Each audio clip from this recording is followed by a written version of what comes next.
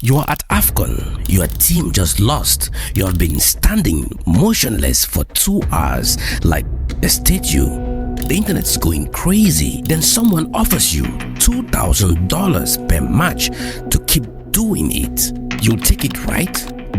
Michel Nkuka said no. This is how one fan turned football into a lesson of dignity, memory, and what matters when the camera stopped rolling. Michel Nkuka Mboladinga, AFCON 2025 in Morocco, while everyone was jumping, screaming, losing their minds, Michel stood frozen, hands raised, face neutral. This guy went viral for doing absolutely nothing. But he wasn't being weird. Michel was recreating Patrice Lumumba's statue in Kinshasa. Hands raised, head up. That powerful stance. Every camera cut to him was a reminder. Remember where you come from. Remember who fought for us. In a stadium full of chaos, stillness stands out, and so does intention. January 2026, DR Congo versus Algeria, quarterfinals, extra time, heartbreaking every 5 minutes. Michel still standing 2 hours, then DRC Congo loses. Michel finally moves, he breaks down, all that emotion pours out. The internet exploded, then something happened. An Algerian player mimics Michel's pose, laughs about it. Some said it was banter, others saw someone mocking a tribute they didn't understand. When you mock the pose without knowing what it represents, you are making fun of Patrice Lumumba, someone who was unalived, fighting for African independence. When you mock someone else's memory, who actually looks small. Now, this debate exploded, but nobody expected what came next. Days later, Nigeria faces Algeria. Nigeria wins. Ako Adams scores. Then he recreates Michel's post, hands up. Now, this wasn't mockery, this was correction. A Nigerian player honoring a Congolese fan's tribute to a Congolese hero inside a Moroccan stadium against Algeria. That's where this stopped being about teams and became about Africa talking to itself about respect. Every once in a while, we remember we are not just competing countries. We are a continent with a shared story. And that story includes people like Lumumba, who died believing Africa should control its own future. Which brings us to the real test.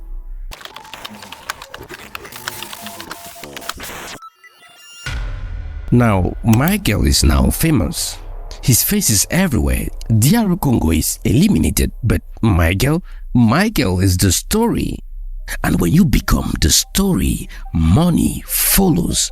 Now, reports came out that Michel was offered around $2,000 per match to stay in Morocco as AFCON's super ambassador. Show up, do the pose, let people take photos. Michel said no. He chose to go home with his team, with everyone heading back empty-handed. He hit skip at on a $2,000 per match deal.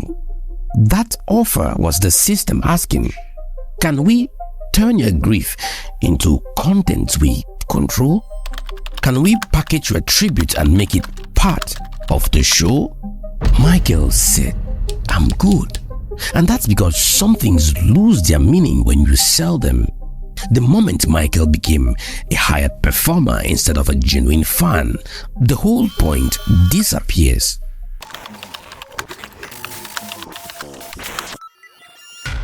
So let's zoom out. This story is bigger than one fan. Patrice Lumumba, born 1925, was unalived 1961. He was 35 years old. June 1960, Congo gets independence. The Belgian king gives a speech about how generous they were to colonize the Congo. Lumumba gets up and says no. Let's talk about forced labor, stolen resources, violence. Let's talk about what actually happened here. speech ended his life. Within months, he was unalived with foreign help because they didn't want an African leader controlling African resources. Lumumba asked the question every African is asking: who controls our resources? Who writes our story? Who profits from our land? When Michel stands like that statue, he's asking those questions again.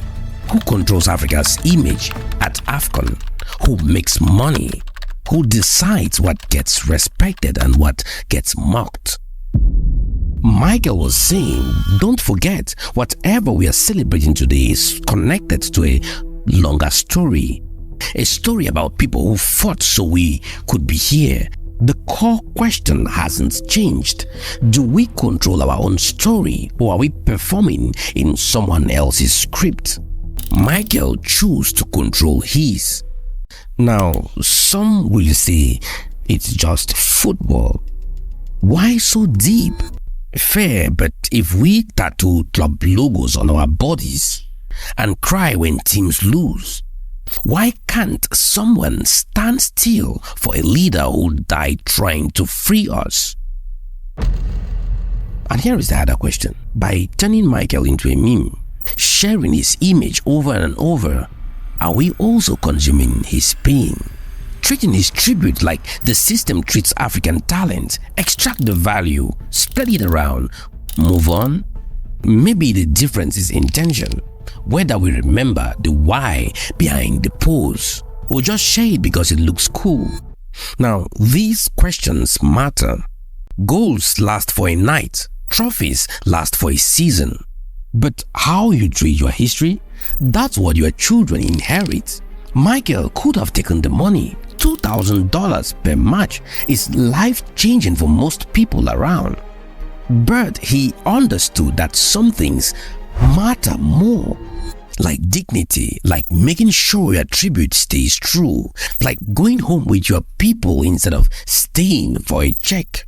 Football gives us moments, but what we do with those moments, how we remember them, who we become because of them, that's on us.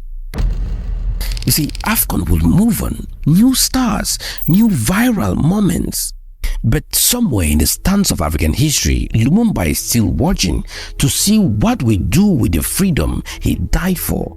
Maybe we owe it to him to stand still sometimes, to remember, to choose dignity over profit, to control our own story. Michel showed us how. The rest is up to us. What would you have done?